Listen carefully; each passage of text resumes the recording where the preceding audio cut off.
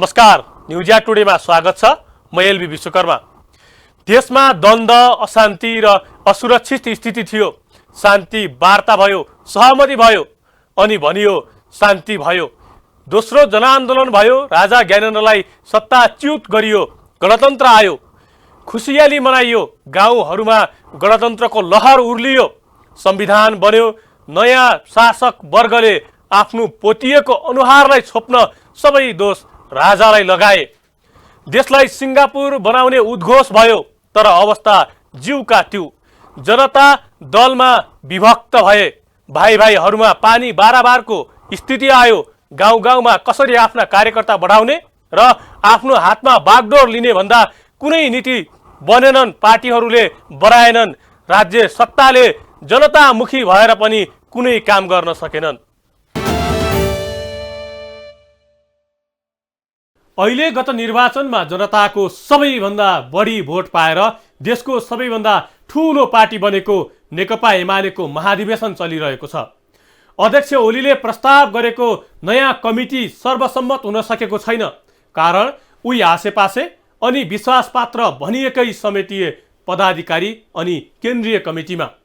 अझ प्रमुख विश्वासपात्र भनिने प्रस्तावित महासचिव शङ्कर पोखरेलको त सिङ्गो परिवार नै केन्द्रीय कमिटीमा हटायो।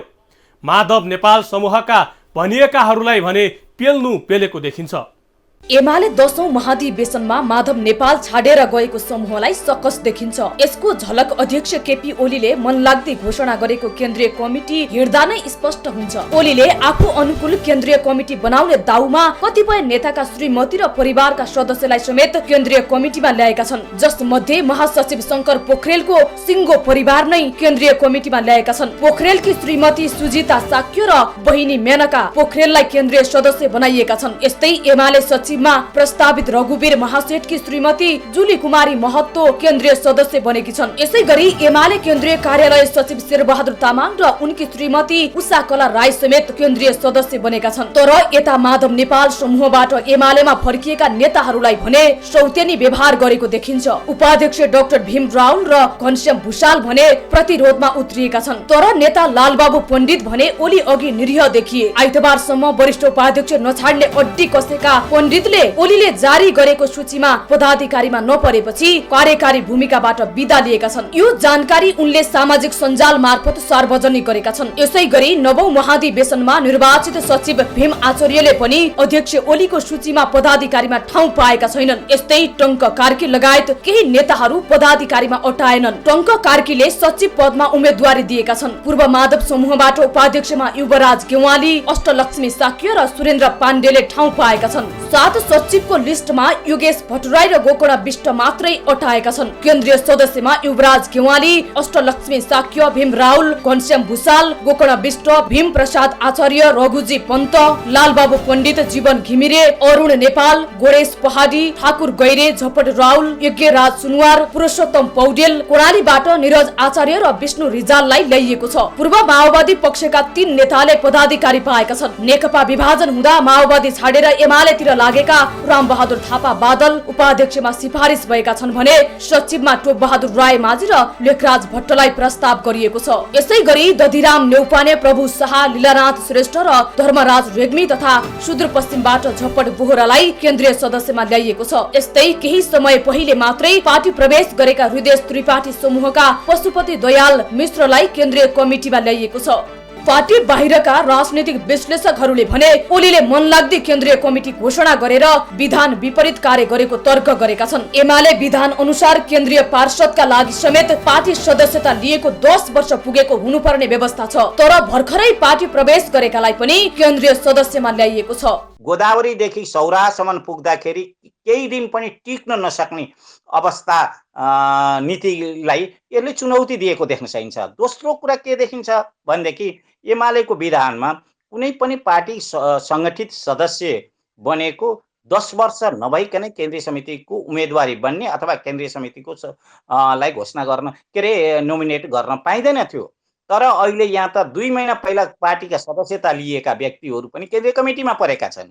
यसले पनि एउटा नयाँ तरिकाले नीति र विधिको विषयमा हरेक राजनीतिक नेतृत्व रहनुपर्छ भन्ने किसिमको सन्देश दिएको छ। यति मात्र होइन, अध्यक्ष ओलीले सिफारिस गरेको पदाधिकारीको समूह असमावेशी पनि देखिन्छ। ओलीले आफ्नो प्रस्तावमा 19 मध्ये 13 जना खस आर्य समुदायबाट पदाधिकारीमा प्रतिनिधित्व गराए पनि अन्य समुदायबाट भने कम प्रतिनिधित्व गराएका छन्। ओलीद्वारा प्रस्तावित 19 पदाधिकारीमा 2 जना मात्र महिला सहित एक जना दलित र 1 जना मधेसी समुदायको प्रतिनिधित्व भएको छ। एमालेको भावी पदाधिकारी संरचनामा ओली सहित वरिष्ठ उपाध्यक्ष ईश्वर पोखरेल, उपाध्यक्षहरू युवराज गेवाली, विष्णु पौडेल, सुरेन्द्र पाण्ड्य, महासचिव शंकर पोखरेल, उपमहासचिवमा प्रदीप गेवाली, विष्णु रिमाल खस आर्य समुदायबाट छन्। ओलीले प्रस्ताव गरेका 7 जना सचिव मध्ये टोप बहादुर राय माझी, लेखराज भट्ट, योगेश भट्टराई, गोकुणा विष्ट र पद्मा ओरियल गरी 5 जना पनि खस आर्य समुदायका हुन्। यसै गरी उपाध्यक्षमा अष्टलक्ष्मी साक्य र सचिवमा ओरियललाई प्रस्ताव गरेर पदाधिकारीमा महिलालाई 2 जनामा सीमित गरेका छन्। दलित समुदायबाट सचिवमा छविलाल विश्वकर्मा र मधेसी समुदायबाट रघुवीर महाशेरलाई सचिवमा छनौट गरिएको छ। जनजाति समुदायबाट उपाध्यक्ष साक्य, रामबहादुर थापा, सुभाष चन्द्र नेमुवाङ, उपमहासचिव पृथ्वी सुब्बा गुरुङ गरी 4 जना मात्रै छन्। तर संविधान र एमालेकै विधान अनुसार यति मात्र समावेशिता पर्याप्त हुँदैन।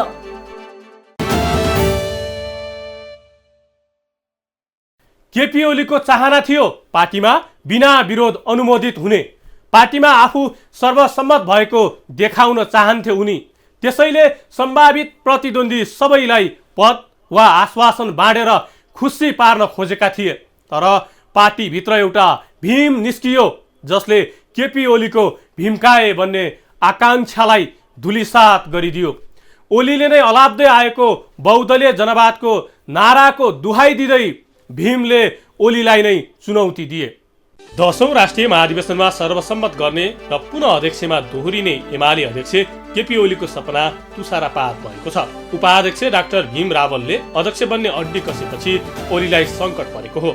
यसअघि देशभरका वडा अधिवेशन समेत ओलीकै निर्देशनमा सर्वसम्मत नेतृत्व चयन गरिएको थियो। तर महाधिवेशनमा भने ओलीको सबै मेहनत खेर गयो।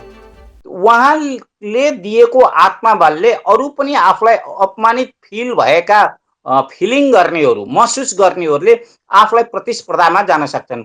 बाबा मैले हार्न पाऊँ भनेर कोही मान्छेले भन्छ भने नि त्यसलाई पनि टेस्ट गर्ने थलो त उहाँ नै हो। र यसले चाहिँ ओलीजीको जुन एउटा सोच थियो, एउटा रोड म्याप थियो, उहाँको सङ्गठनप्रतिको एउटा आफ्नै किसिमका नीति विधिहरू थिए, त्यसलाई एउटा चुनौती दिँदाखेरि यसले हिजैका दिन एमाले कसरी फुट्यो अथवा डबल नेकपा कसरी फुटे अथवा राजनीतिक पार्टीका आधारमा सरकारहरू कसरी विघटन भए भन्ने कुरालाई पनि समीक्षा देखायो। नेता रावल विगतदेखि नै ओलीका लागि चुनौतीको रूपमा देखिँदै आएका छन्। अहिलेको यो अडान अन्य राजनीतिक दलका लागि पनि सिकाइको विषय बन्न सक्छ। आफूलाई लोकतान्त्रिक भन्ने तर व्यक्तिगत स्वार्थका लागि पार्टीको विधान नै लत्याउने प्रवृत्ति नेपाली काङ्ग्रेस, माओवादी र रापरवामा छ। यसर्थ राहुलले लिएको यो अडानलाई राजनीतिमा सकारात्मक सन्देशका रूपमा लिन सकिन्छ। अध्यक्ष ओलीज्यूले गाइडेड डेमोक्रेसीको अभ्यास अथवा निर्देशित जनवादको अभ्यास चाहिँ उहाँले गर्नुभयो र त्यो अभ्यासलाई जो चुनौती दिनु, जो रावलजीले दिएको चुनौती नेपाली राजनीतिमा काङ्ग्रेस र माओवादी राप्रपाहरूलाई पनि एउटा सन्देशको रूपमा जान्छ। महाधिवेशन भनेको सहमतिका विषयमा होइन, विचारका द्वन्द्व र विचारका बिचमा बहस हुने र आफ्ना क्षमता योग्यताहरू पनि नेताहरूको आशीर्वादमा मात्रै नभइकन आफ्नै योग्यता, क्षमता, दक्षता, प्रतिबद्धता र इच्छा शक्तिहरू सबै देखाउने एउटा थलो हो। त्यो 5-5 वर्षमा आउने नेतृत्वहरूको टेस्ट पनि हो, विचारको टेस्टहरू पनि हो। त्यो चिजलाई जो गर्न चाहनु भएको थियो त्यो गाइडेड डेमोक्रेसीबाट सर्वसत्तावादलाई मात्रै चुनौती दिनु भएन, यसले अन्य क्षेत्रलाई, अन्य राजनीतिक पार्टी, संस्था र सङ्गठनहरूलाई पनि यसका सन्देशहरू सुखद सन्देश जान्छन्। प्रश्न यसअघि सुदूरपश्चिममा एकलौटी कब्जा गर्ने राहुलले घोषणा समेत गरेका थिए। क्षेत्रीय पार्टीको निर्माण गर्ने चेतावनी समेत दिएका थिए। यो चेतावनी उनका लागि पछि बिझाइरहने विषय बन्यो। कैलालीको डुडेधारी घटना, टिकापुरका चौधरीहरूको प्रतिशोध र अखण्ड सुदूरपश्चिम जस्ता विषयमा रावलको भूमिकालाई सन्देहपूर्ण रूपमा हेरियो। 62-63 को जनयुद्ध र जनआन्दोलनको फ्युजनले एउटा नयाँ किसिमको आन्दोलनहरू अगाडि बढाएको थियो।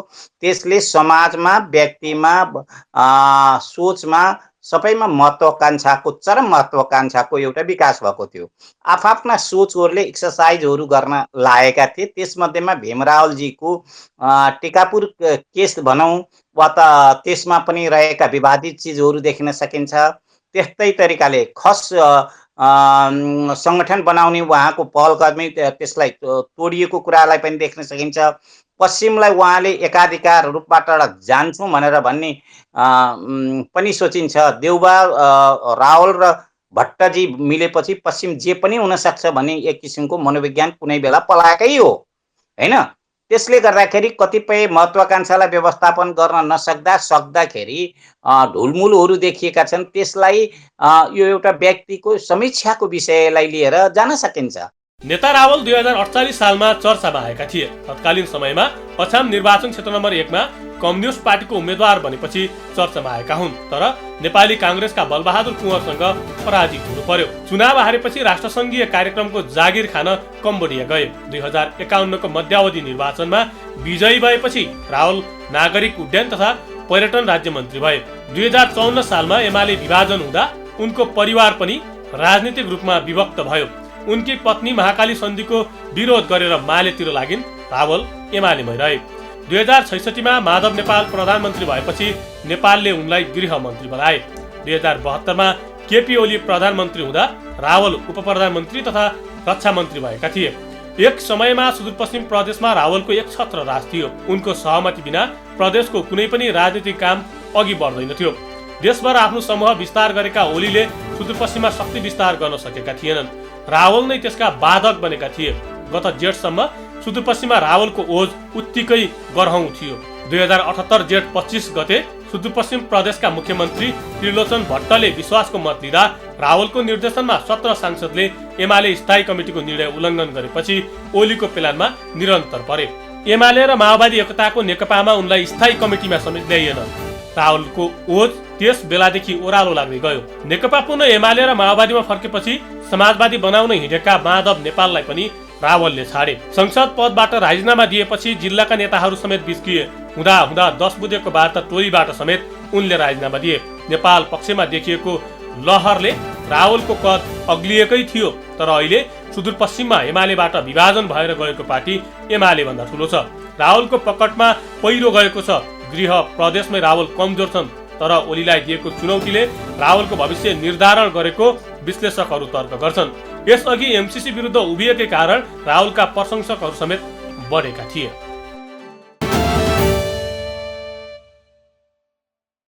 देशमा लोकतन्त्र छ।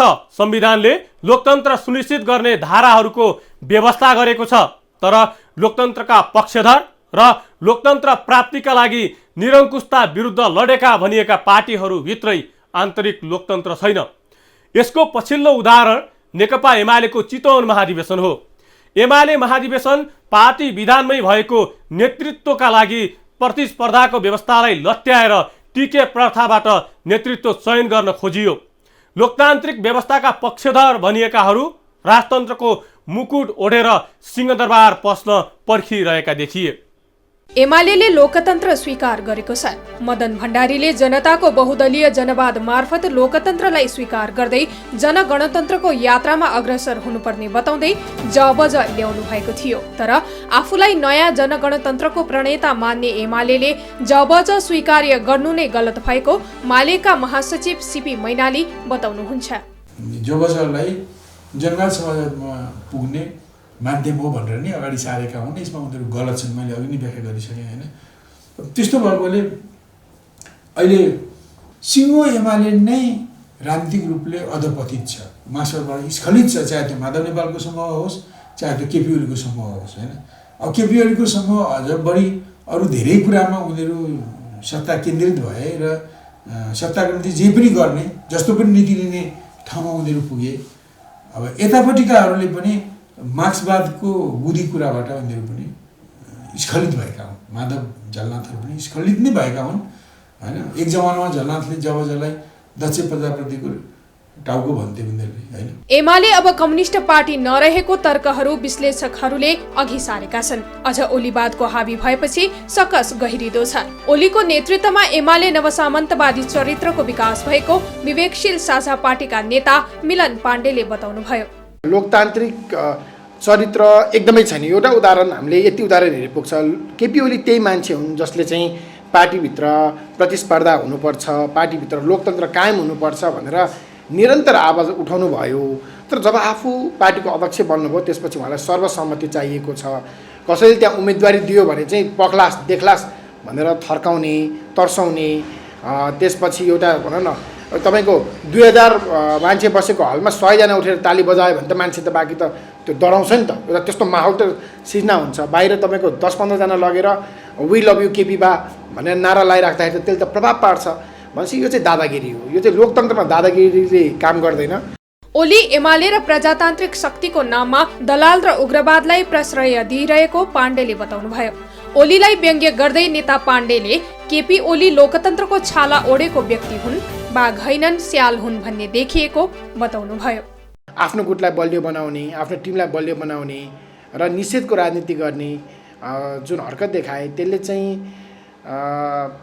नेकपा एमाले भित्रको लोकतन्त्र प्रति नै प्रश्न उठेको छ। केपी ओलीको चरित्रमा त यो विगत 3-4 वर्ष त जे हामीले देख्यौँ त्यसमा त प्रश्नै प्रश्न थियो। तर पार्टीगत हिसाबबाट पनि त्यो प्रश्न उठेको छ। चिन्ता चाहिँ के हो भने नेपालको सबभन्दा ठुलो पार्टी हो, उसले अभ्यास गर्ने लोकतन्त्र र उसले बुझेको लोकतन्त्र चाहिँ समग्र लोकतन्त्रलाई दिशानिर्देशित गर्नको लागि चाहिँ भूमिका खेल्छ। दुःख चाहिँ यो मानेमा लागेको छ। तर पनि केपी ओली लोकतान्त्रिक त्यो लोकतन्त्रको छाला ओढेको व्यक्ति हो, तर बाघ होइन स्याल हो भन्ने चाहिँ देखियो भन्ने लाग्छ। एमाले कांग्रेसी चरित्रको कम्युनिस्ट पार्टी हो। कांग्रेस भन्दा लोकतान्त्रिक चरित्र थियो, तर केही वर्ष यता केपी ओलीको उदय भयो। केपी ओलीले संविधान च्यात्ने काम गरेको उहाँले आरोप लगाउनुभयो। उहाँले त दादागिरी गरिराख्नु भएको छ। वी लभ यु केपी बाको नाराले पेलिराख्नु भएको छ। त्यसले चाहिँ लोकतन्त्र कमजोर बनाउँछ र यसले समग्र नेपालको लोकतन्त्रमै प्रश्न उठाउँछ भन्ने लाग्छ। तर फेरि चाहिँ कस्तो हो भने हाम्रो नेताहरूको अलोकतान्त्रिक चरित्र र हाम्रो दलहरूको अलोकतान्त्रिक चरित्रहरू चाहिँ एउटा पिकमा पुगेको अवस्था हो। र मलाई लाग्छ यो चाहिँ हामीले देशबाट त राजा फाल्यौँ, तर पार्टीभित्रको राजाहरू फाल्ने एउटा चरणमा छौँ।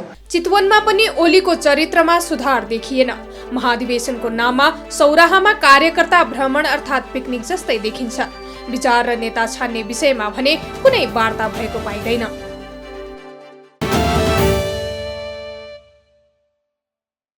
अब सामाजिक न्यायको प्रसङ्ग।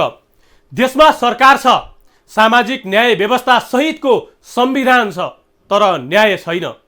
किसानहरू प्रताडित छन्। नागरिकहरू न्याय माग्न काठमाडौँमै पुग्नुपर्छ। कहिले लामो कैयौँ फिट हिउँले पुरिएको पैदल बाटो हिँडेर त कहिले 100 माइल पैदल यात्रा गरेर। देशमा न्याय सुतेको देखिन्छ। सुतेको न्यायलाई बिउझाउने केही साना प्रयास भने हुँदैछन्। बाँकेको जानकी गाउँपालिका 2 नेवाजी गाउँकी नकुन्नी धोबी बेपत्ता र नेपालगञ्ज उपमहानगरपालिका 17 की निर्मला कुर्मीको हत्या प्रकरणमा छानबिनको माग गर्दै न्यायका लागि गत असोजमा अधिकारकर्मी रुबी खान र नकुन्नीका आफन्त 500 किलोमिटर भन्दा लामो पैदल यात्रा गरेर काठमाडौँ आइपुगे। सरकारले न्याय दिलाउने आश्वासन दियो। छानबिन समिति पनि बनाइयो, तर न्याय पाइएन। अधिकारकर्मी खानहरू छानबिन समिति विरुद्ध नै आन्दोलनमा उत्रिएका छन्। तिम्रो राज्यमा 3टा निकाय छ भनेको छ। हामी स्थानीय निकायमा गयौँ, उसले पनि सुन्दैन। जिल्लाका अदालतमा गयो, उसले पनि सुन्दैन। पुलिस चौकीले पनि सुन्दैन। प्रदेश सरकारमा गयो, उसले पनि सुन्दैन। भने तिम्रै सिंहदरबारमा हामी आउँछौँ भनेर आएको हो नि त। त्यो त प्रतिरोधको जेस्चर हो। त्यो प्रतिरोध गरेको। सामान्यतया आधारभूत मानव अधिकारको संरक्षण, सम्वर्धन र प्रवर्धन, गरिब तथा वञ्चितीकरणमा परेका व्यक्ति, वर्ग, लिङ्ग र समुदायका मागहरू सम्बोधन बिना सामाजिक न्याय असम्भव कुरा हो। तर हाल राज्यका संरचना र कानुनको अवस्था हेर्दा सामाजिक न्यायका सामान्य कामहरू समेत हुन सकेका छैनन्।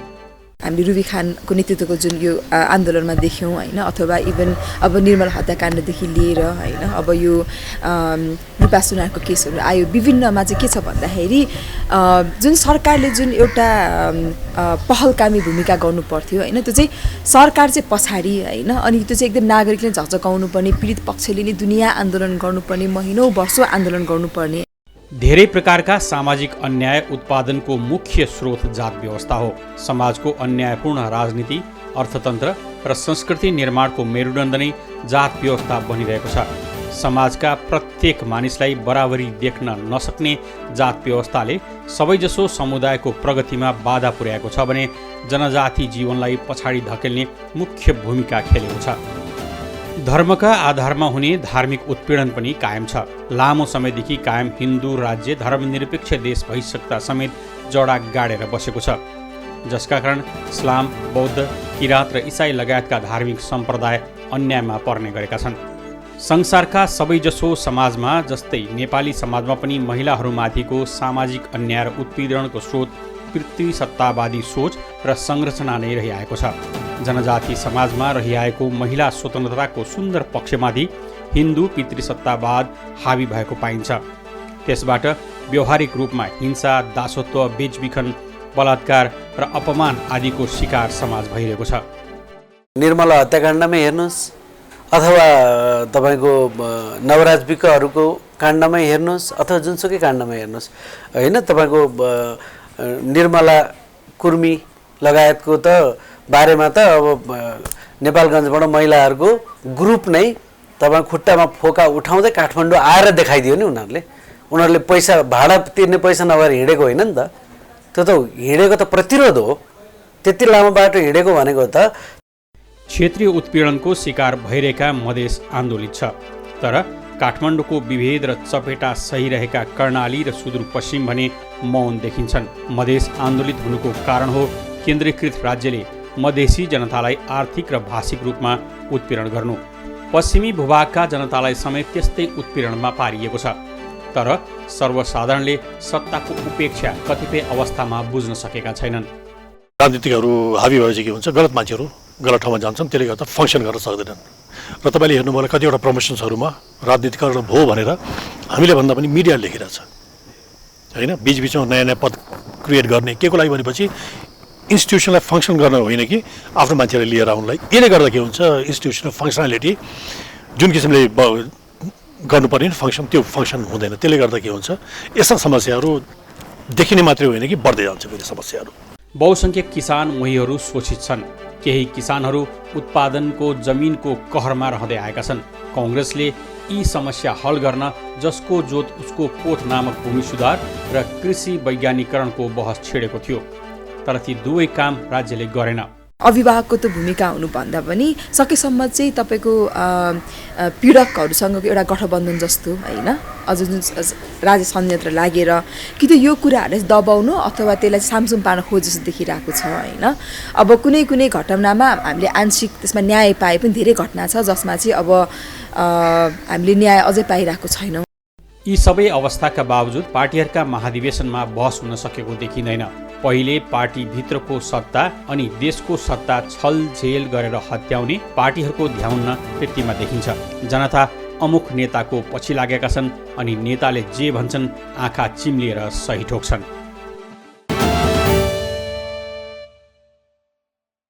जनता आफैले ल्याएको व्यवस्थादेखि आफै आजित भइसके। गरिबी उस्तै छ, सामाजिक न्यायका सकसहरू उस्तै छन्। जनताले सबै समस्यालाई भाग्यसँग तुलना गरेर सुस्ताएका देखिन्छन्, तर सत्ता जनताको निराशको सुस्ताई चिरस्थायी नठानोस्। सानै रूपमा भए पनि विद्रोह सुरु भइसकेको छ, त्यो चाहे नेपालगञ्जदेखि हिँडेर आएका रुबी खानहरूको रूपमा होस् वा भोकमरी विरुद्ध हुम्लाबाटै काठमाडौँ सिंहदरबार झकझकाउन आइपुगेका स्थानीयहरूको। शासक वर्ग आफू केही नगर्ने अनि अर्कालाई विकास विरोधी देख्ने आँखा माड्नु पर्यो। विद्रोहको बिउ छर्लङ्ग देखिन्छ। हवस् त आजलाई न्युज एट टुडे यति नै। हामी सबै बिदा हुन्छौँ। नमस्ते।